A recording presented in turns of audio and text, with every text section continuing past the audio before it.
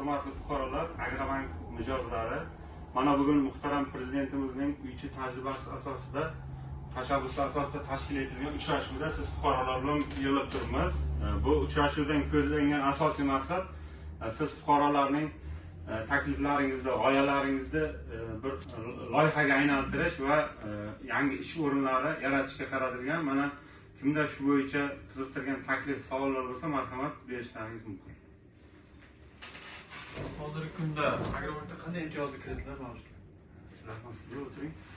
Hozirgi kunda bankimizda quyidagi imtiyozli kreditlar mavjud. Ya'ni mahalla loyihasi degan kreditimiz bor. Buni imtiyozligi shundan iboratki, 5 yil muddatga 2 yil imtiyozli davr bilan erkak kishiga 25% dan, ayollarga 23% dan, qulay tomoni sizga o'zingizga tegishli bo'lgan bank plastik kartasiga tashlab beradi. Buning uchun faqat sizdan o'z-o'zini bank qilish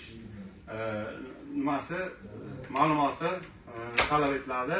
Bundan tashqari biznesga ko'mak degan 17 million so'mlik kreditlarimiz bor. Bu kreditlardan ko'zlangan asosiy maqsad sizdagi takliflarni, sizdagi qiziqishlarni g'oyalarga aylantirish orqali o'zingizni daromadga oshirish va yangi ish o'rinlari tashkil qilishga qaratilgan. Undan ham tashqari kattaroq summalar uchun 100 million, 300 million so'mgacha bo'lgan prezidentning